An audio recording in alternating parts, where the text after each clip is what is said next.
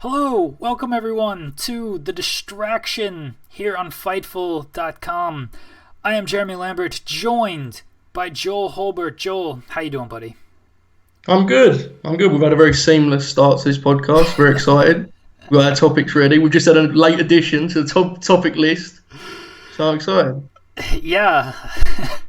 Last week we had no technical issues, which is like the first time in history we've recorded something together and had no technical issues. I thought, oh, this was really simple. And then this week I was like, let's start a half hour earlier. We'll get it done. And then we spent a half hour doing technical issues. So last week was just an anomaly. Happened by some force of God that was just like, we're gonna make this premiere episode run smoothly, and now it's like, just kidding, fools. Now you're back to normal technical issues every week.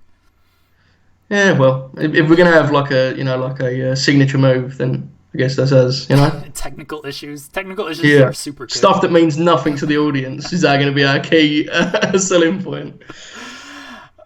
This is the Distraction Podcast, Fightful.com. Everyone sign up to Fightful Select. Best way to support everything we do. Joe with his Slayer of Wrestling features. New feature coming out next week for the Royal Rumble. Yes. Yeah, I'm hoping to, but, again, I don't cut the checks, Jeremy, so, not my decision to make. There you go. 2 wrestling features. Hopefully, I'm on Fightful every day doing different stuff, writing headlines that people think I say and stuff like that, and it's not me. I don't care if the Attitude Era, if WWE brings back boobs. That's what Corey Graves thinks, not me. Okay.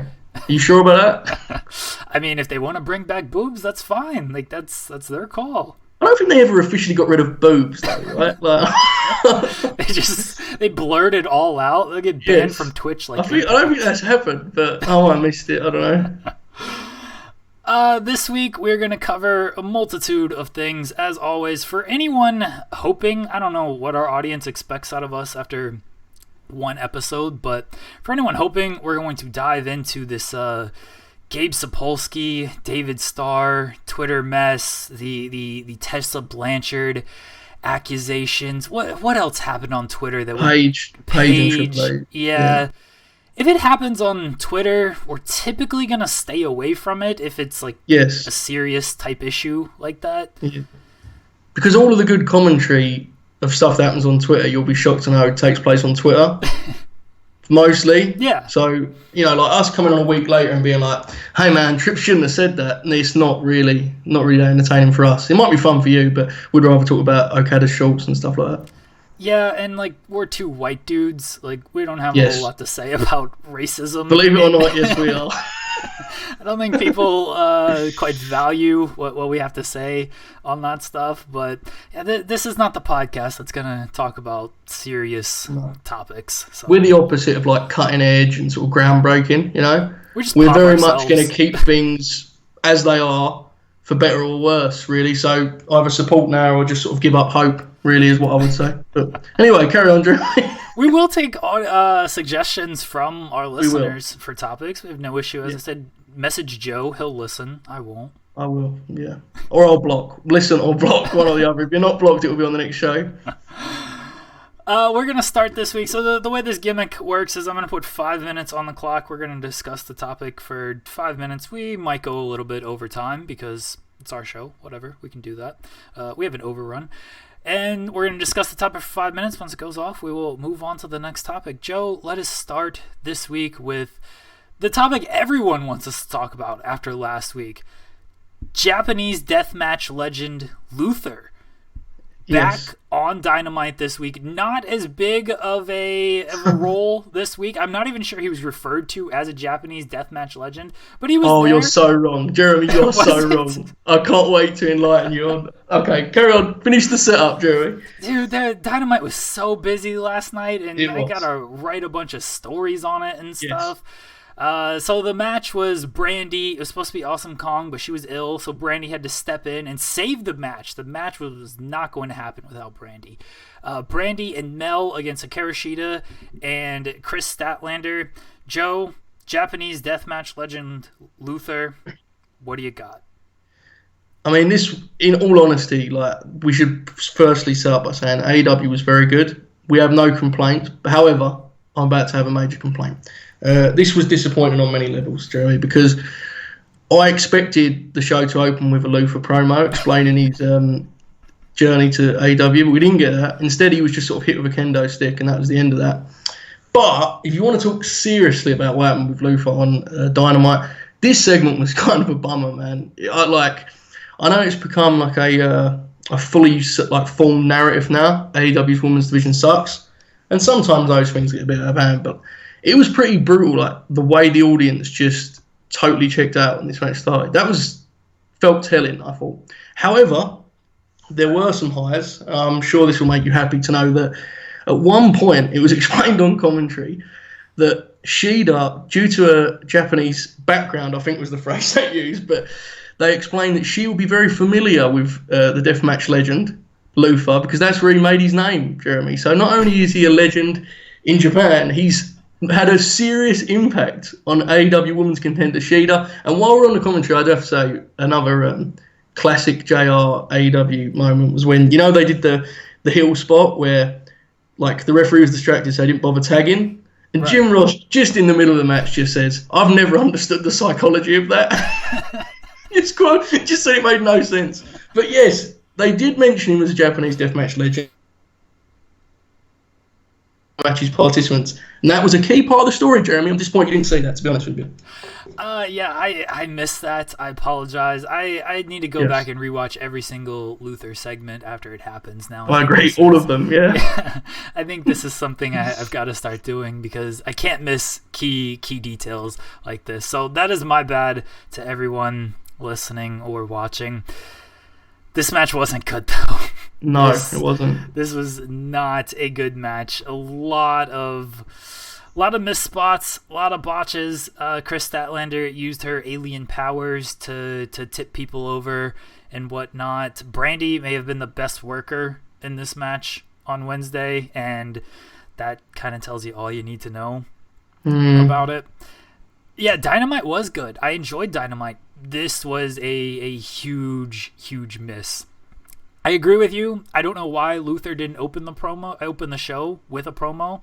I don't know why Luther wasn't involved in the Bash at the Beach set. Why wasn't he throwing people into the lifeguard stand and using the beach ball and stuff? That's classic Japanese deathmatch material. True. Right there. They did mention that he was famous for scaring people in the crowd. They did actually say this. They said he used to run through the crowds in Japan. And that, I think it was suggested that Shida may have experienced this directly, but I may now be making stuff up. However, Luther should have been underneath the sand and popped out and scared Shida when she came out. I do like the thing where he's on he's around ringside and there'll be a down spot in the match. And the camera will just give a headshot of Luther, and one of the commentators, any of them it can be, will just go, "I think he's creepy." I like that. I enjoy that part of it. This faction is I understand the idea but the talent involved that currently really just isn't where it needs to be, right? Because Awesome Kong isn't having great matches in 2020. I don't think that's unfair to say that, right? No. And then you've got the rest of it, the Japanese Deathmatch legend, but I don't know, man. This was a rough segment, a clear down spot of a good show. Their entire women's division is rough. They put out those rankings every week, which I can't stand. You want the real power rankings every Thursday, 5 o'clock, Fightful. Real sports power rankings. Their power rankings, everyone's 0-0. Everyone in the women's division is 3-3. It's your entire division is 500. This division sucks. The thing, I don't want to be overly critical of the talent, because I honestly don't know a lot about most of the talent involved. Just being totally honest, I haven't followed most of their careers. So I don't want to be overly critical of that, the talent they've compiled. I know it's tough, but the presentation is super. This is our last we have to tick that box. That's what it feels like. That's not good, because that's the opposite of what the other show's doing, which we're going to get to. But this was telling, I thought. We can all debate, is it good heat, bad heat? There's no good heat in this match. No way. There's no way. No. I don't blame the talent. From everything I've seen, from everything I've read, the talent is good. Cheetah, Britt Baker has improved a lot. I love Riho. I think Riho's great. Mm-hmm. And Chris Statlander, everyone raves about her. I don't think it's a talent issue. It's just, the presentation, it feels like such an afterthought. And they said, yes, wait until 2020, and now it's 2020, and we're getting, thrown together tag team matches. I guess there's a little bit of story, but like Brandy is dominating, and like no offense to Brandy, she's not a good wrestler. But she was good in this match. But yeah, that is the one problem, is we don't want to be critical of talent, but in this particular match, there was a lot of blind spots, which happens, right? That's fine. But in this one segment, there was a lot of talent flaws, I would suggest, unless production changed last minute or something happened, And this was the only women's segment. When you look at other shows, they're getting 2-3 women's segments. This was it, and this is, what people remember from your women's division, and it wasn't good. But we got Luther. It's a flaw. Exactly, and that's the biggest bonus, In other AEW news, AEW Dynamite extended through 2023 on TNT. Big extension, $175 million over the course of the deal. But potentially the bigger news is the second show that is coming to either TNT. TNT president Kevin Riley said it was going to be TNT. I'm still a little bit skeptical. He might have just been saying things because it was the day of everything. It doesn't seem like it was fully fleshed out, at least not in the press release. Joe, give me ideas for a second AEW show. The obvious one is the one everyone's done, 6:05 Saturday, great. But I honestly think they should do like a morning show. I'm convinced of this, Jeremy. I feel this is lost. There is an audience of professional wrestling fans potentially out there that will never ever get to watch wrestling on television because it's on very late. You see what I'm saying? Like, is AEW really aimed at kids? No, but it's wrestling, right? Wrestling will always appeal to kids on some level. I mean, if you show Cody Rhodes' cool entrance at like 11 a.m., I mean, it's a game changer, with the cool pulling up set thing. All right, that's my suggestion, because otherwise you're going to just create a lesser version of Dynamite. There's not going to be any difference, is there? It's just going to have a less audience, and it will just overexpose some guys. So that's my suggestion. Do something a little bit different with it, All right, I'm all for them doing a morning show, aiming at kids. Yes. Let's do a cartoon. Saturday morning AEW cartoon. I think the Young Bucks wrote a children's book, so they've got that tie in there. Or maybe Cody wrote a children's book. Seems like everybody writes a children's book nowadays. You got Pharaoh. You can bring Pharaoh out. Kids love dogs. Don't put the pyro around them, but you can bring him out. Let's turn AEW into a cartoon.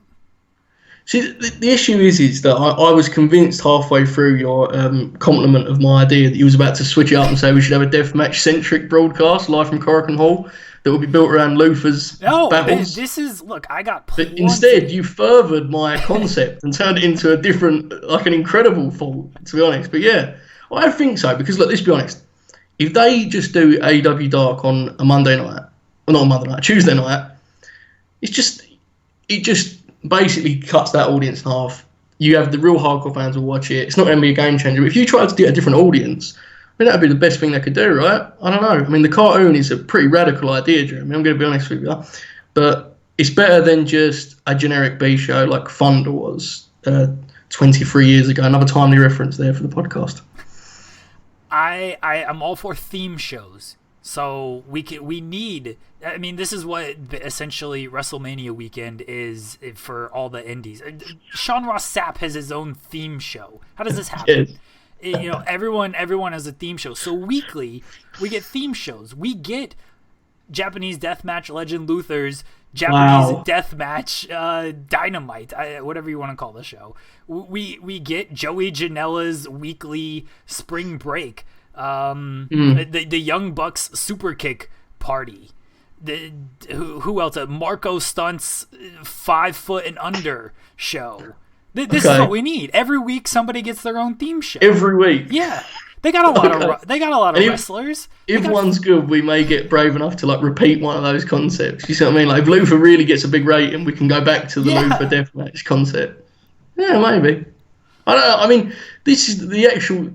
it's an interesting thing because from a television point of view, it makes them a lot more valuable, right? Like let's be honest, this is a good news. This is very good news.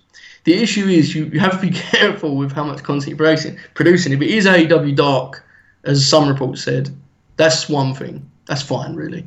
If it's another hour altogether, then I feel you've got to do something a little bit different with it. I think, I think it's just going to be, I mean, what Kevin Riley said was it's going to be essentially Dark mixed with the Road 2 specials, which is fine. I don't have an issue with. I think the Road 2 stuff are really good. They need to get more personality driven stuff over anyway, because I think that stuff is really good. But selfishly, I don't want this to be like this huge show. I watch enough live wrestling as it is. I don't want to give up another day of my week. I'm doing Monday, Wednesdays, Fridays. There's shows on Saturdays. There's shows on Sundays. I get sometimes Tuesdays free, but then now you got Power and Impact.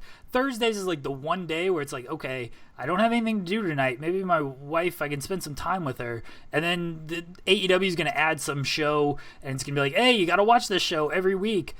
Just no. I don't want to have to. I don't want it to be like an important show, selfishly. You've just started a what will be a recurring theme for this podcast, so I hope the audience marks it down, makes a note of it, because it will be an ongoing thing that me and you talk aggressively about the fact we have to watch more professional wrestling. So I'm glad we set the time for it early. I agree with you. I mean, this is Thursday when we're recording this. I don't know when the audience is saying it, but it's Thursday when we're recording it. And I wake up on Thursday morning thinking, man, I've got 4 hours ahead of me. I've got to tackle this 4 hours.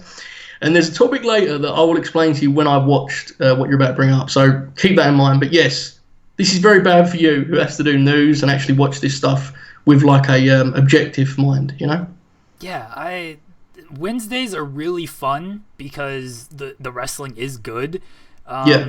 And because we're able to watch them at the same time, it's really only 2 hours. And Carlos, that helps. Yeah, and Carlos Toro always does NXT, and I always do AEW. So it's really only covering like one show, but they pack those shows with news. Like we're both doing like 8-9 stories a night just because of everything that comes out of there. And then Raw, SmackDown. Look, I have a personal life, people.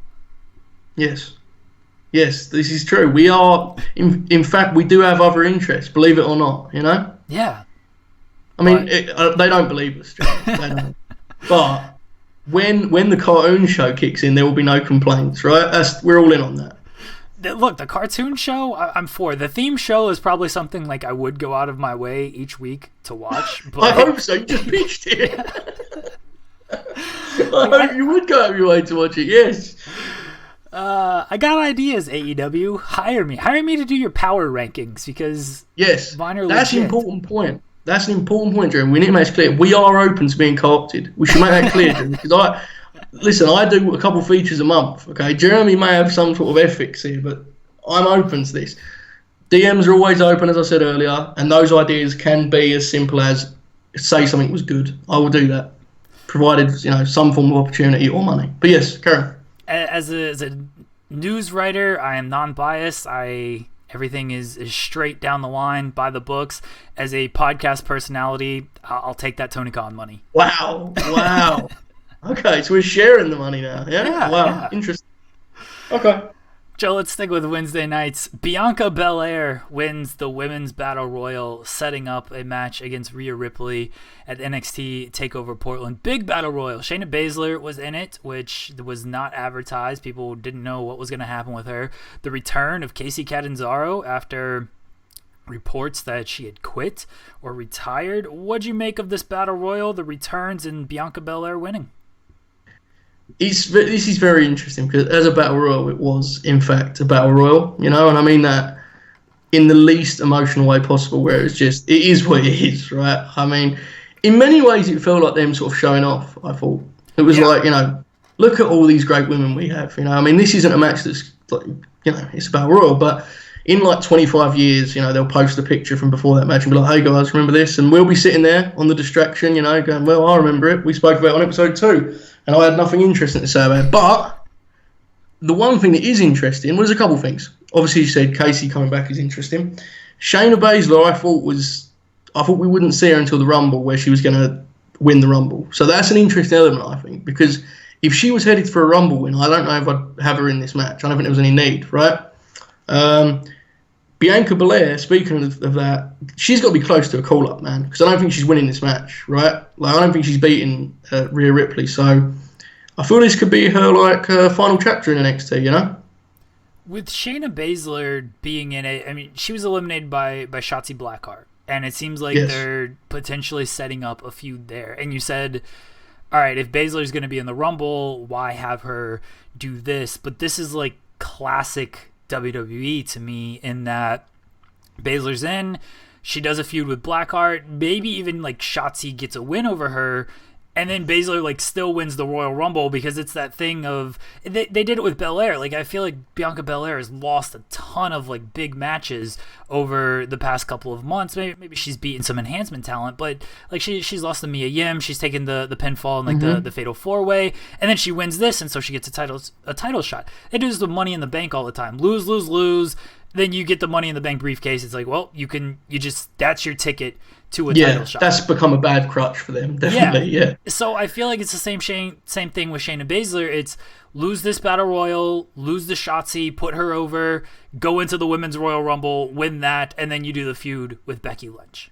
The thing, I agree with what you're saying. It's very much textbook WWE, but Shayna Baszler is, in very many ways, she's sort of gone against the textbook use of a WWE wrestler, because the truth is Shayna's one of those unique wrestlers that you have to put effort into creatively to get an effect out of, right? You can't just have her sort of if she came up, let's say after WrestleMania, for the sake of the argument, if she came up and just had like 8-minute matches every week where she won some, lost some, that would just totally destroy the whole point of it, right? Like, she's someone you have to actually put some effort into and decide, okay, we're going to focus on her. So that's the only thing I would say. I just personally, I would have had everyone forget about her, and then it's a surprise. Whereas if she loses on NXT, it kind of, I don't know. I'm with you though. But Belair and Ripley, is this the best match they can make, or is that Shirai and Ripley? That's got to be number one, right? I thought Io was going to win. I thought that was the bigger match. I don't have an issue with Bianca Belair. I think. Do you think they're saving that for Mania weekend, maybe, or are they doing a takeover on Mania weekend, or is it Worlds Collide? They're doing a takeover on Mania. Okay, weekend. so I feel that's what that match will be. I'd assume, you know. Yeah, that makes sense. Bianca, I'm with you.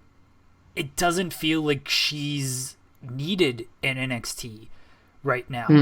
She's almost outgrown it, even though she hasn't won the championship or anything like that. Like, she has such a presence, and everyone says it. Like, Charlotte praises her, Naomi praises her, everyone talks about her presence and charisma, and you can see it when she comes out, and she's taken to this really quickly as well. She's an outstanding wrestler and performer already, and I don't think she's been doing it very long.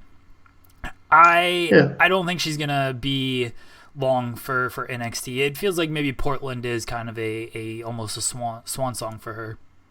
I mean, everything you said is true, and then when you combine that with the fact that they are just so low on heels, like SmackDown is, there's no heels in the women's division outside of the champ and Sasha, who are linked. So therefore, you can't really beat them unless it's linked with the champ. You had Mandy and Sonya, but I don't know if they're going to be heels for much longer. I don't know what they're doing there. That's a whole other thing, beating a babyface via babyface distraction. But Jeremy, I'll stay off that topic for the sake of the show. But she's needed. This is the crazy thing, right? We all love to talk about how great the NXT division is, and rightly so, it is great. But these women are needed elsewhere, man. The divisions, Raw and SmackDown, are not loaded with depth to the point where they can be like, nah, keep Bianca for a little longer. That's just not happening right now, is it?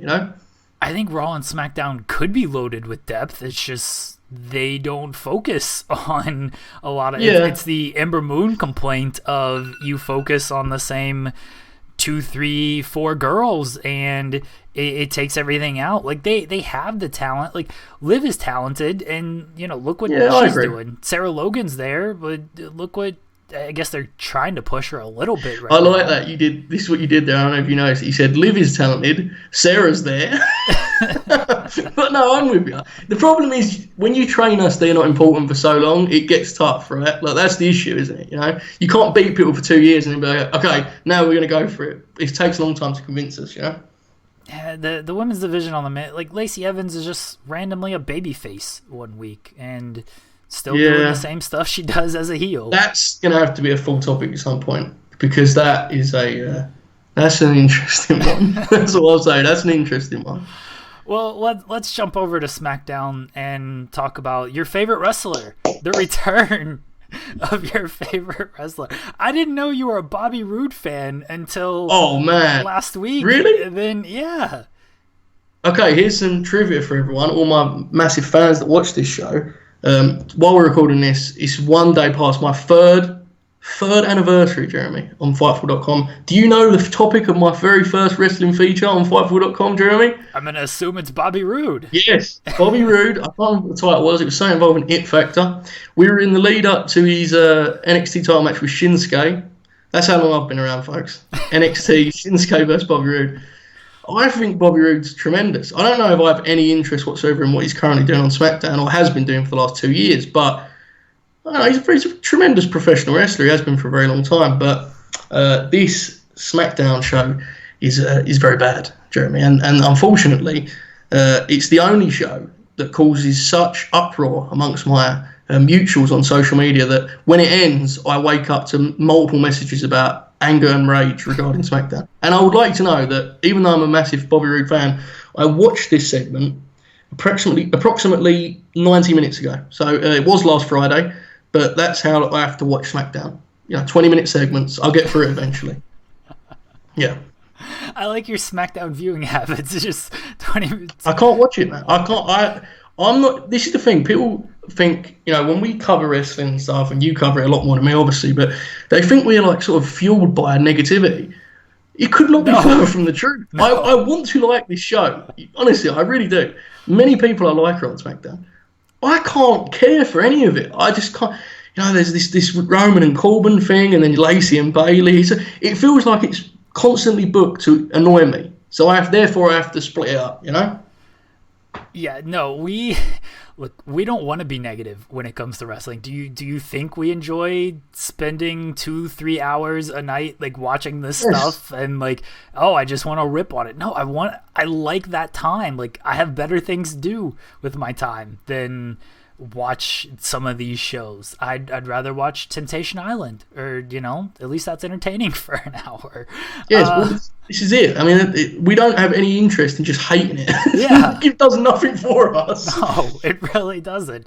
But Bobby Roode, it was funny because people were like, they're going to do the big return at the Rumble. Like, that's when it's going to happen. It's like, no, they can't hold off. And look, Bobby Roode returning at the Rumble, is that like really a big surprise? Like, oh boy, Bobby Roode has been missing for... He's been upfront disrespectful on our own podcast, Bobby Roode's been gone for 70 days. I think a bit less than that, way less than that. Bobby Roode's been gone for 45 days. Man, we really missed this guy. Okay, listen, Jeremy, forget the timer. We're tackling this now. What's the issue with Bobby Roode? Why am I such an outlaw for this opinion? I feel like I'm doing something I shouldn't be. I just like Bobby Roode. Is that okay? He has a good theme and all this. I have no issue with your fandom of Bobby Roode. I personally find him just bland. Like, there's just nothing to... I forgot, like, at the end of the year, or the end of the decade, which end of the year, they showed, like, here's everyone who won the NXT title this decade. I had completely forgotten Bobby Roode's run. Wow, really? Yes. I'm such an outlier on this, man. Because I look at that as, like, the golden era, and everyone's like, man, that sucked. I look back, I must have watched different matches to everyone else.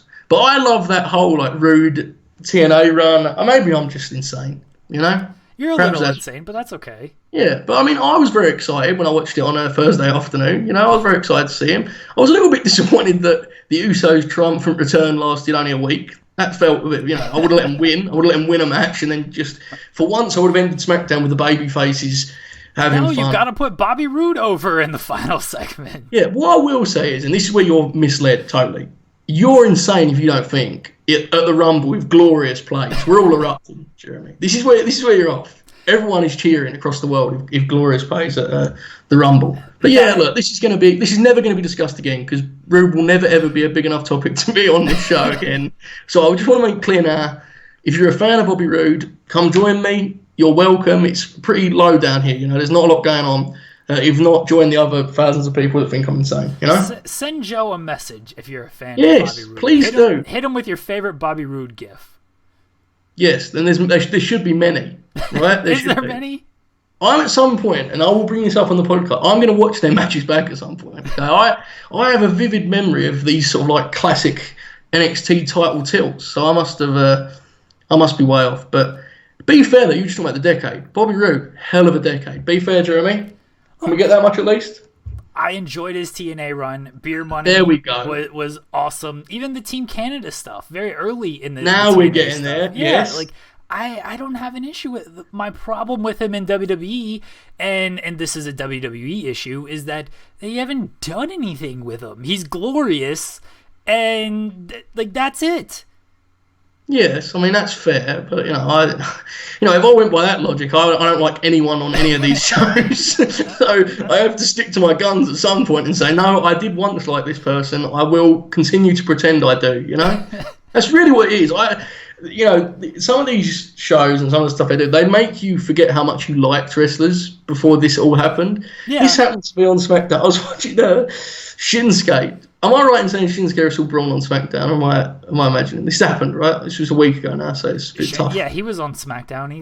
I get confused with the way I watch it. Yes, the way I watch it, I get confused which week is which. But I'm watching this Shinsuke match, and I'm just like, I'm looking at the fast forward button, I'm looking at the screen, I'm just thinking, if you'd have told me a few years ago, man, that I'd be this like uninterested in what Shinsuke's doing, I never would have believed you. And I don't think that's, I don't think that's particularly a criticism of anyone. It's just the way it works, I guess, right? We go through the cycles as fans, but you do forget how much you enjoyed some of these people when they come up and they just become a part of the WWE fabric, I guess, right? Oh, that completely. I feel the same way about Shinsuke. It's like, okay. Yeah. I remember the excitement surrounding that. Like, when they booked him and AJ for Tokyo Dome, it was like an event. Like they had booked it, and then he came to WWE and he had the debut match, and it was like a game changer. And now he could not feel any less like a game changer. He feels just like another WWE mid-carder, a good one, does his job, But it's strange how quickly perception can change. In fairness, the Roode perception never changed. Everyone thought he was boring other than me for the last 5 years, so that's just a me thing. But yeah, the Shinsuke Sami Zayn match is one of my favorite matches of the last decade. And at this point, it's underrated because people have just forgotten it because of everything they've done with Shinsuke since. I noticed a lot of kind of hipster takes on that match. I noticed a lot of, on the match of the decade list, they were coming in. I saw a lot of people, it wasn't that good. I remember that being electric, that match, It totally was. I remember watching the WrestleMania pre-show the day after that match, and like it's the pre-show and it's whatever, and I was watching it with some friends. I just kept thinking like, what we should do? We should just watch this Shinsuke and Sami Zayn match again, because from start, like his entrance, it was that entrance theme, like the first time hearing that and everything, like the atmosphere surrounding it, that match is perfect. Yeah, and I think the Shinsuke run has been frustrating for so many reasons, and I don't think WWE is totally to blame for some of it. Some of it is just some stuff doesn't work, right? That's fair. But there are some positives in history, I think. I think people look back on it fonder than they kind of lived it, because he did win the Rumble. He did get a major spot at Mania. That was all progress within itself. We have to remember when he signed, there was a lot of fear about what they were going to do to him. And I understand that some of that has come to fruition, but we got the NXT run, right? Like they treated him like a superstar upon arrival. Let's be fair about that at least. Yeah. So it could have been worse. I just think it didn't connect the way they intended it to. I think some of that was bad presentation, probably. But I have to be honest, I'm a fan of Shinsuke. I think there's other wrestlers that have suffered more from bad creative than he did when he first came. I think a lot of it was just some stuff doesn't connect the way they intended to, One thing that has connected with a certain portion of the audience is, like that transition, Buddy Murphy and Aleister Black. They had their, I guess it's not a rubber match because Aleister Black was up 2-0 in the series, and Joe has disappeared. I have no idea what happened. Is your audio still there? It should be, yeah. Okay, your audio's there. The video has gone by the way. I have no idea why. Yeah, you're just a picture right now. Okay. It happens. We'll just try to continue forward and see what happens. Back on or carry on? No, we're just gonna carry on. If you're watching this on video, I apologize that Joe is now just a small little picture and not an actual video. But if you're listening to this on audio, you probably have no idea what's going on. Okay, I have no clue. Aleister Black and Buddy Murphy. Aleister Black beat Buddy Murphy again on Raw, sending Buddy Murphy into a trance that lasted through the fist fight main event and ended with Buddy Murphy aligning himself with Seth Rollins and the AOP, the Monday Night Messiah with Seth Rollins. Joe, what are your thoughts on Buddy Murphy, I guess, joining up with Rollins and AOP? This, last week we spoke about how Raw is making positive strides. Everyone's in position, and I thought this was a good example of that. I thought this was pretty much the perfect use of Buddy and what he can bring to a main roster brand, because you give him a long match against a guy who you perceive to have a higher ceiling. He has a great match with that guy, and then you put him in the ultimate role for a guy like that, which is he's in the top heel faction, and he's like the perfect good match man in that faction. You don't want Seth wrestling all those matches, So this was perfect, man. This was a great example of the strides Raw's taken. I haven't got a problem with the result. I think they see bigger things for Black, and that's fine. I probably do too. It's good. The match was Aleister Black and Buddy Murphy was good.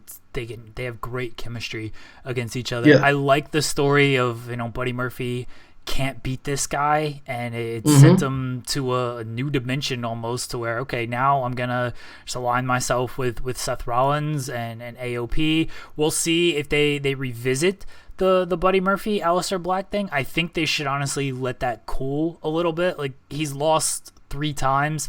You don't need to beat him again. He's got a new story now. So I think they should just let that simmer, let Aleister Black go elsewhere. And then you come back to the Buddy Murphy, Aleister Black thing once Murphy really gets his legs with this new group and, reestablishes his confidence and is like, all right, I can beat you now. And then you have him beat Aleister Black, and it comes off like a much bigger deal.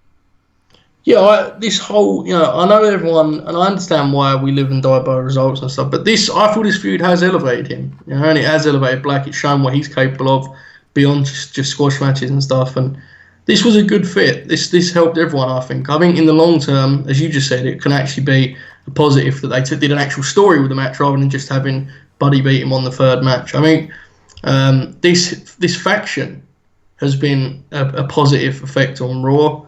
The fist fight, Jeremy, how excited were you about the fist fight? Did you enjoy the fist fight? I was so excited for the fist fight, and then they brought kendo sticks, and they're using. Look, if you agree to fist fight somebody at the, if you're back in high school and you're like, yeah, after school we're gonna meet at the yard, at the cut is what we used to call it. We're gonna meet at the cut, and we're gonna fist fight. You don't bring a kendo stick in a chair or anything like that. You fist fight. You fight with your fist. Like, it's in the title, Joe. It is in the title of the match that they use their. Were there any punches though? Samoa Joe had his fist taped at least, but Kevin Owens is doing springboard cartwheel dives. It was flips. I realize that's not what he did, but he was doing flips and no fist. The Revival would have just been. They would have posted the Baron Corbin throwing up gif after seeing this. Yeah, but I mean, you told me something very, very important last week, Jeremy, and I will use it this week. The business has changed, and the truth is, no one wants to see the fists anymore. We want the flips, and that's where the industry's going. I've been told that's where it's going. I've been told that if you're against that, Jeremy, like you just were, means you're out of touch, pal. So I would change your opinions quickly. This was cutting edge. This was revolutionary. The Kevin Owens spot made for some tremendous gifs, I thought. I mean, look, it was a fist fight. I mean, I understand what you're saying. But that's what they should have called it, a flip fight. I mean, on name alone, you have a point, but you're also in the wrong for having any expectations of a match that was billed as a fist fight, which in itself was not the most creative terminology for a new match, Look, Heyman let me down on this one. I wanted the Rottens dipping their fist into glass and just going out and throwing down. Yeah, another timely reference for it. No, look, I'm with you. I understand your frustrations, but this is where we have to appreciate the evolution of the industry. And the Big Show thing, you were so right. And when you said it, I realised 100%. Like, Big Show was always losing this match, right? Like, that was there ever a doubt? I guess not. This was always happening that way. And in the end, they actually achieved a lot. I always think the hardest thing with Raw is that because it's 3 hours, when it ends, you have to actually you have to have done an angle or achieve something. Otherwise, people think it was the most boring show ever. Do you know what I mean? Like, because it's so long, if you don't pay off that finish, people just are tired. By that point, they think it was a waste of time. So they did that. They achieved that. It was another good week, I thought. I know Corey Graves is very mad about it, but I have not yet read your transcription of that event. Yeah, Corey Graves is mad. I don't know if Corey Graves is actually upset with these things, or he just knows that people like me are gonna write these headlines and just bring on more attention to him. But he was mad mainly about the Rusev Bobby Lashley stuff, which I don't necessarily disagree with him about. Yeah, in that case, I totally agree with him and endorse everything he said. Carol. Raw I thought was good with this week as well. I didn't really have an issue with it. They're doing things. I will give them that. Yes, they're doing things. Yes. It's still, the fist fight was lame. It should have been an actual fist fight. Okay, I'll take your word for it. Let's move on to another promotion here. Marty Scurll sticking with Ring of Honor. Not only sticking with Ring of Honor, Joe, they gave him the pencil. Marty Scurll, the new, creative booker of, what they're calling him. They said he's head of creative duties is what the reported title is. So Marty Scurll booking ROH now. What do you think? I've always thought this was the right move, him staying there, because to me, the amount of money that he was allegedly getting offered is when that contract comes up, this is all before the Booker thing, to be clear, but when I initially thought about it, okay, when this contract comes up, AEW will need him more, because they would have burnt through a lot of their matches. They will need Marty Scurll more than ever. They probably have a plan for the next few months without him anyway, so this all makes sense. When you add in the fact that he got head of creative duties, the business has changed. That is an incredible play, right? That's an ultimate play. I mean, he's getting to book the promotion, man. This is wild. This is insane. I remember when Marty was just, a very much revered British wrestler, like working at Rev Pro and all that good stuff, and now he's booking a territory, pretty big one too. Well, relatively speaking. He's already done big things. I mean, everyone thought the New Japan relationship was dead, and now we're going to see New Japan talent on the WrestleMania weekend show. Yeah. He's got ties back in with the NWA where Flip's going to be working their pay-per-view. Marty's going to be on Power. He spun this to his advantage in a huge way, because he could have gotten the money from AEW. I'm sure AEW and WWE were offering him big time money to come over there. But ROH was offering big money as well, and they're offering him a chance to book the territory as well. And so, if you're Marty, why wouldn't you take that? Yeah, I agree. I mean, I do think there is a chance that, 2 months into this gig, he suddenly realises that this is a terrible idea. But when that happens, we'll not cover it because it makes us look silly. But, I mean, it is a big job he's got on his hands, assuming he is truly, booking. He's actually running the operation. I don't know if it's the easiest job, but you're 100% right. From an opportunity point of view, this is as good as it gets, right?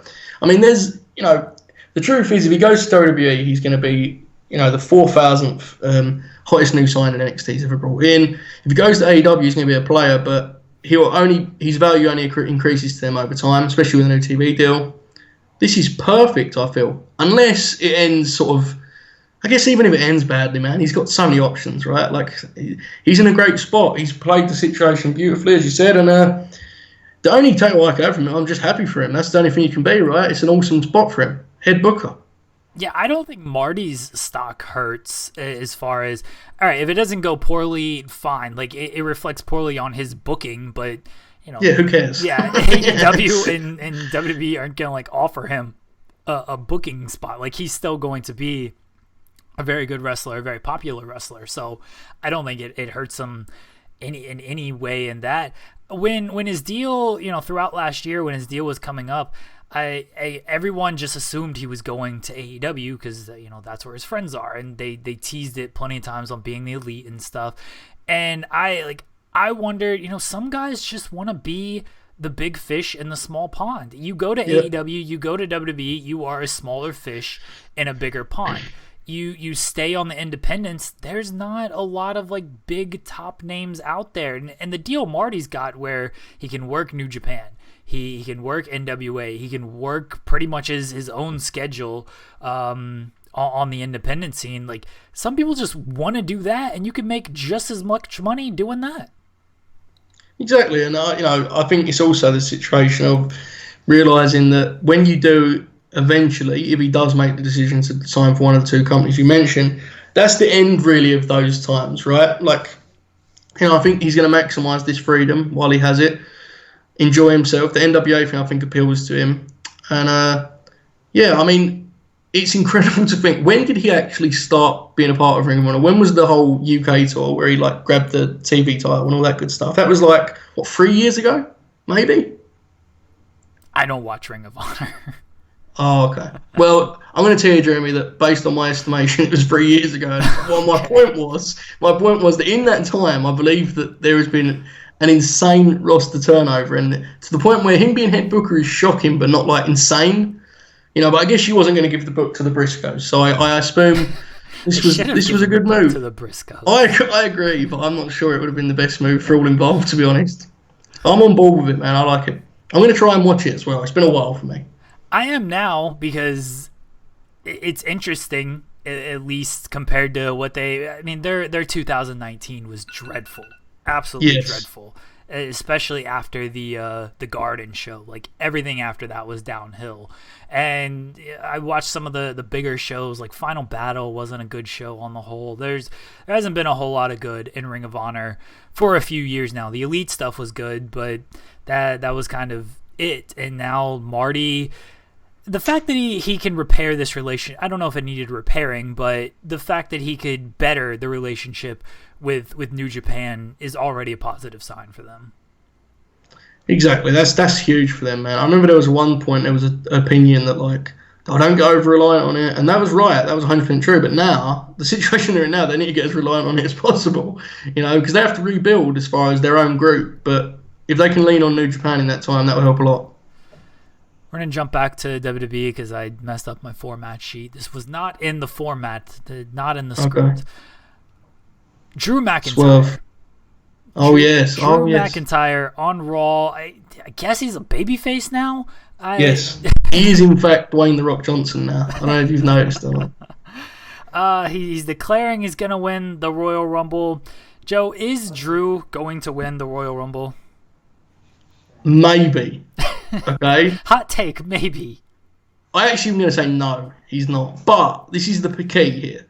I think he could actually be the guy that eliminates Brock and like gets that spot. I have a feeling he could be the guy that ends up working Brock at WrestleMania, because I look at the list of options here. Okay, Jeremy. Now, as you know, people that follow me on Twitter will know I've been analysing this in quite a lot of detail. So I'll now lay out the list of, and I want you to tell, when I say a name, Jeremy, I want you to tell me what you think. Okay, these are the potential opponents for Brock at WrestleMania. Okay, Kevin Owens. I like that. You up or down? Yeah, I like that. Okay, you're good with that. Okay. Aleister Black.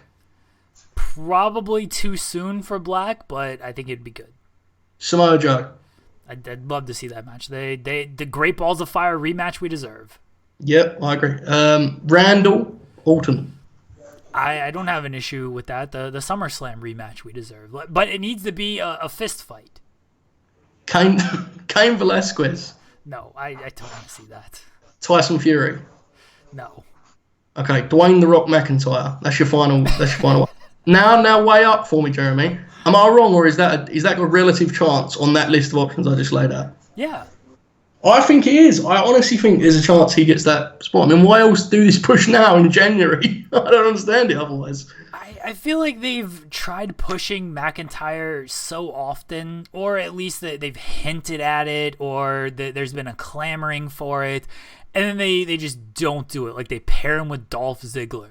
The Shane McMahon thing, which it seemed like it was supposed to be big for him, but then he just lost to Roman or lost to The Undertaker, and he just got lost in the shuffle. Like I was listening to McIntyre, he was on After the Bell, and he came up with the whole countdown to the Claymore gimmick at a house show, and then it just stuck with him, and he was basically saying, like, you keep saying I'm this Scottish psychopath, but like I'm not really a psychopath. I don't do psychopathic things. I just, outside of my work ethic, where, yeah, I'm crazy, but I'm not out here like murdering people or anything. So we got to do something different. And he got a chance to show his personality at the house show with the countdown thing and like crack jokes and stuff. And they ran with it. So I think it's a good thing for McIntyre. I hope they stick with it. I like Drew McIntyre. I've been wanting them to push him for really since his return, and they just haven't gotten fully behind him. See, I'm on the opposite side. I've never been a big Drew guy. I always thought there was something missing. He was a little bit dry to be a top guy. That rhymed, but there you go. I think this is the most I've ever enjoyed him in the last 2-3 weeks. He's the most I've enjoyed him. Honestly, I mean, he seems to be really making an effort to be as charismatic and magnetic as possible. And to be honest, it's coming pretty easily to him. That's why I think he... I like the Owens idea, but outside of that, I think Drew is the most realistic, the best fit out of all of the current guys. Because obviously Kane and Tyson Fury, that's a different thing altogether. But I think on the Raw crew, I think this is an opportunity. I think you could actually finally roll the dice once and for all and decide whether you want to actually do this with Drew or not. I hope they do. I'm a McIntyre guy. You have Bobby Roode. I have Drew McIntyre. That's. Oh wow, that's framed me terribly because everyone listening to this podcast will be like, "Yeah, I like Drew McIntyre and I hate Bobby Roode." Yeah, good one. Getting everyone on my side for this. Yeah, hot take. I like Drew McIntyre.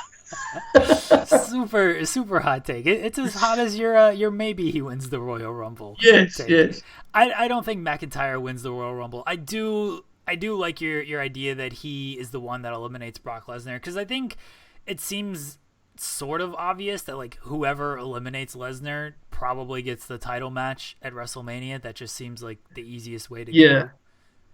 Yeah, but the problem is though if there is a Saudi Arabia show next month, that could be, this whole Brock in the Rumble thing could legitimately just be a bridge to Saudi Arabia, which will be a long bridge, but it is that is not good. If that's the case, that'd be really disappointing, I think, to be honest, We're going to get Kane and Brock 3 in Saudi Arabia. Gotta have the rubber match. The thing is, I don't want to be... The Kane thing, I couldn't have any less interest in if I tried, but is there an element that you like to this story? Okay, I'm going to lay this out. I don't know where we're at on the timer, but... So, the match they had in Saudi Arabia was an MMA fight done as a professional wrestling match, correct? Yeah? Right. What if the story is that now they do Kane starts doing the lucha stuff because the idea is he embraces professional wrestling and now wrestles like a wrestler? Could that be the angle for the third match? Brock comes out expecting the same thing he got last time, and instead Kane does a Hurricane Rana or something cool and Ray's in his corner. Is that any interesting to you, or are you still totally out on this idea? That's more interesting than if they keep trying to book it like an MMA fight. I agree. I saw them fight in MMA. It didn't go well for Brock. Yeah, I agree. I just think the audience that likes MMA, that truly loves MMA, they either like wrestling or they don't, and they probably didn't think that match was super cool that they had. They probably thought it looked really weird, I don't know if it's the way forward, man. I really don't. I like that it was short. Yes. Yeah, did you have your headline already pre-written for that one? Brock Lesnar retains. I didn't know who was going to win, and typically we don't do headlines or articles if there's no title change, and there was no title change on that. So I was like, all right, are we gonna do one? But then it was so short, and just the way it ended, we were like, all right, yeah, we've got to do one on Brock taps out Kane in a minute and a half or whatever it was. I'm looking at the calendar, and please correct me if I'm wrong. That was 2 months ago, correct? It was October 31st. It was Halloween. Oh, goodness gracious. Okay. All right. Yeah, that was the same night as Tyson Fury versus Braun, correct? Yeah, unfortunately, yes. I have no negative opinions on that match, and that will have to be a topic one day because it makes me very happy just thinking about it. Carry on. Our final topic, Joe. A last-minute addition to the podcast today. A tweet went out from WWE, and it simply reads, "Are Sasha Banks in 2020 and Michael Jordan in 1995 basically the same?" That's it. That's the tweet. Are they the same, Joe? Sasha Banks in 2020, Michael Jordan in 1995. Okay, I have to own up immediately and just say this is all my doing. I mean no ill will towards the writer who produced what I'm told. I have to be clear about this, Jeremy. What I'm told is a very good article, okay? I understand we're all looking for headlines. I respect the hustle. But I would argue, Jeremy, this is the greatest tweet I've ever read in all my life. Honestly, I would argue that. I don't know who put the photo together, like who did the art. The art is amazing. I will give them credit on that. That's what's great about it. It looks like a very serious feature, and I think it is. But it's done like, tongue in cheek, I assume. I hope. But this is where you get into an interesting argument, okay? If we're talking about the achievements of the professional wrestler Sasha Banks, assuming that this is a legitimate sport they're competing in, Jeremy, we have no evidence it is not, correct? Is there a basketball player she less resembles than Michael Jordan?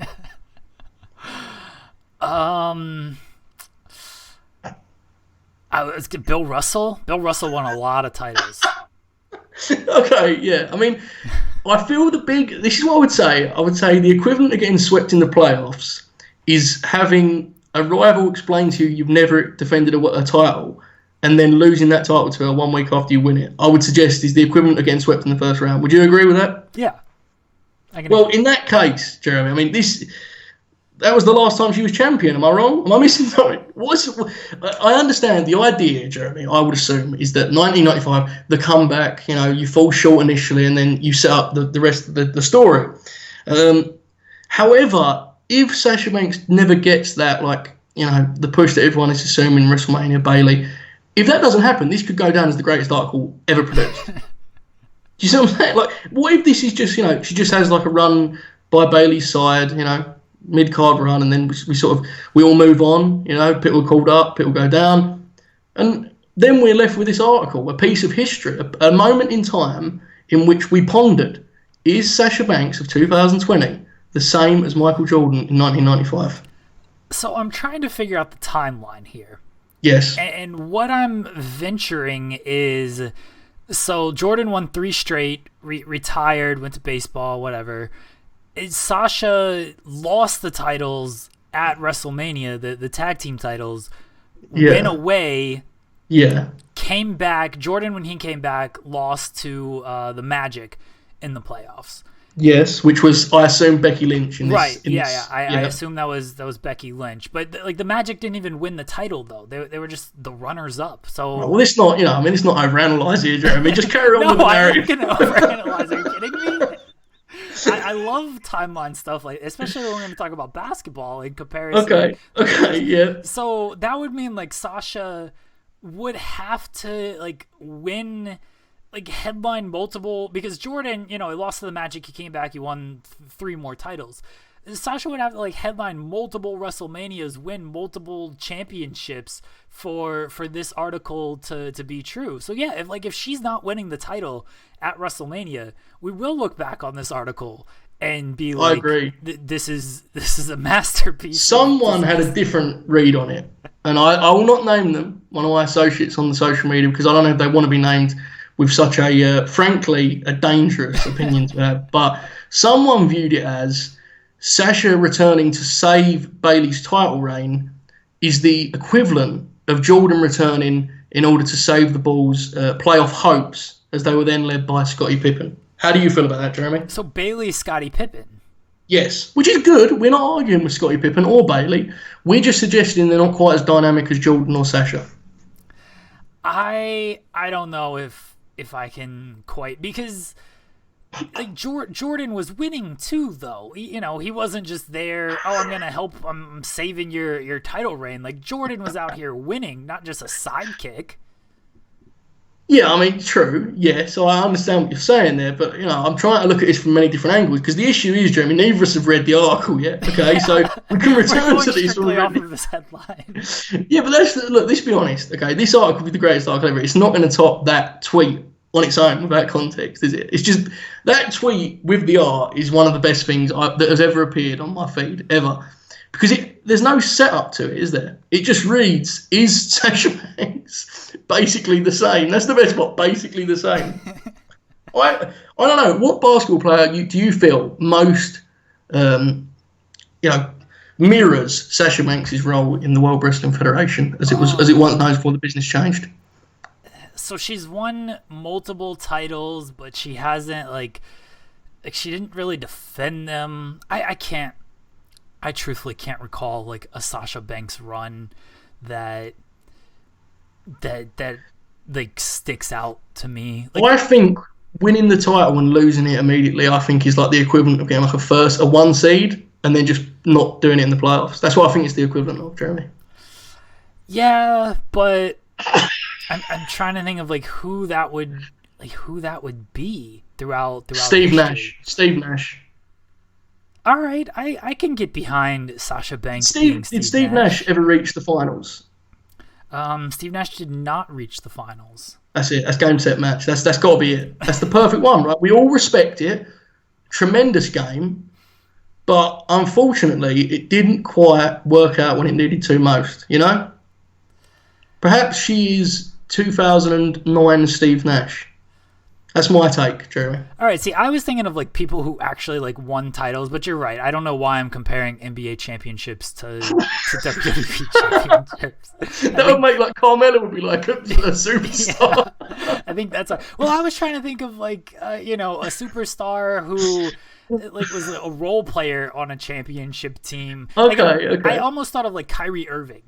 And that's a great one. No, that's perfect. I'm actually like not sure that's a bad comparison. No, that's perfect because like all of the chaos that surrounds just her name in a headline, through no fault of her own, is very, very similar to Kyrie. Right? That's actually perfect. I feel. Yeah. But who is LeBron in that scenario? The Bailey's LeBron, apparently. No, get out of here. That's a blockable offence. That's dangerous. I think it's Charlotte because Charlotte would be Charlotte and Sasha had like amazing matches together, and since they got like kind of separated, one of them has continued to win championships and the other one has done less of that. That's how I'll say it politely in order not to get blocked. Well, I mean, LeBron hasn't won a title since losing Kyrie. No, but like he's a winner. He like missed no the one questions last year. Yeah. I guess so. Are we about to question LeBron James' greatness? Is this what we should do? This should be our topic. You're right, though, actually. So who is Charlotte Flair? Bill Russell? Yeah, just a bunch of titles that no one cares about. Celtic Nation just turned this podcast off. Maybe. I don't know. There's a lot of ways you can go with this. I think this could be a new brand of article, to be honest. The article starts... I pulled up the article, by the way. I want to be fair to this writer. It's very long. So yes, I've been told it's good, genuinely. I'm not poking fun at it. The concept is hilarious to me. That's all I'm saying. I really do like this art, though. I want to know who put this art together. Yeah, I mean, I would too, because there's a lot of fun I could have with that same concept and that level of art. Do you see what I'm saying? I mean, there's a lot of ways me and you could go with that, I feel, with the women's division in comparison to the National Basketball Association. I think there's a lot of ways we could go with it. Like, who is Tamina?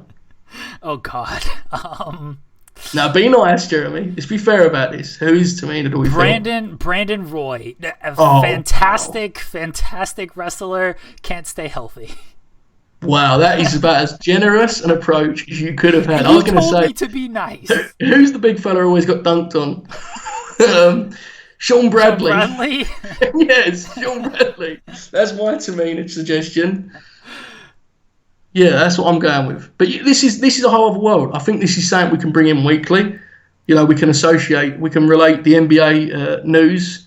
Kyrie Irving, I think, is actually the best shout, though, to be honest. Has reached the heights, but there's a lot of toxic debate surrounding that name.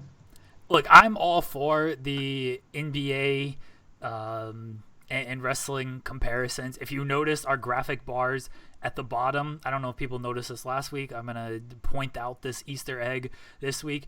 Joe, his background is the 76ers logo. My coloration in my background is Oklahoma City Thunder colors. So, and I specifically asked for both of those things.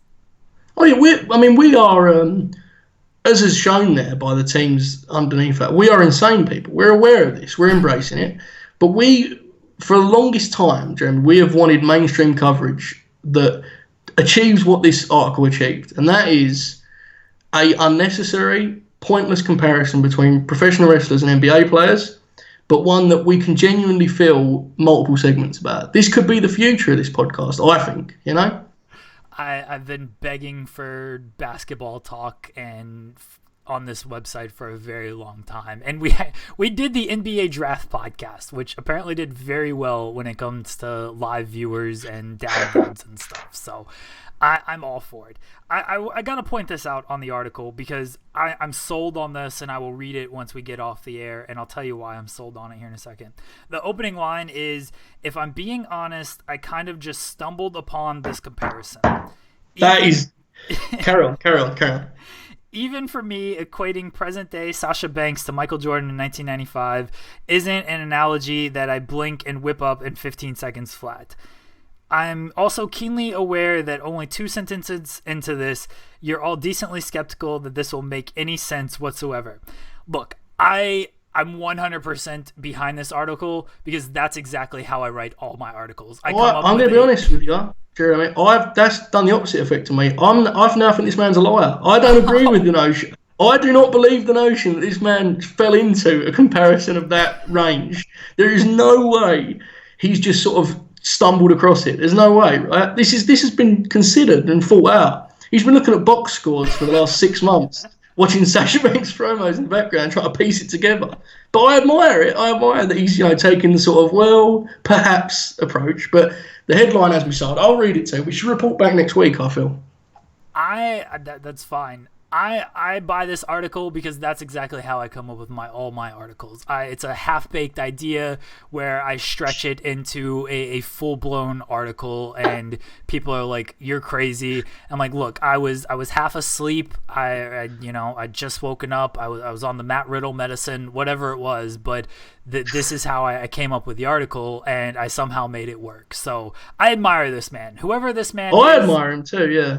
It's good. I mean, the guy's on WWE.com, man, doing this. He's actually on one of their shows, right? I feel I'm being mean. I think he's on the bump. I'll see. Oh, good for him. He's killing it, man. I mean, I'm sitting here on a video cast where I have no video. So if he ever sees this, I hope he isn't offended. We're aware that he is winning this debate, but It's Ryan Papola from the bump.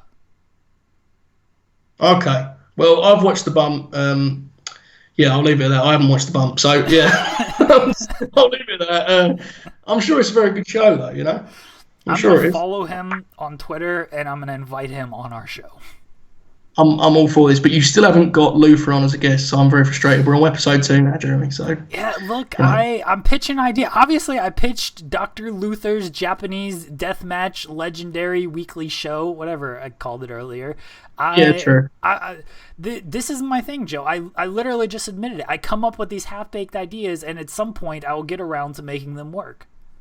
This is a game we'll continue to play at the end of the show, and we'll do it at the end of the show so people that aren't interested can just get off of it as soon as possible. But I will name one professional wrestler each week, okay?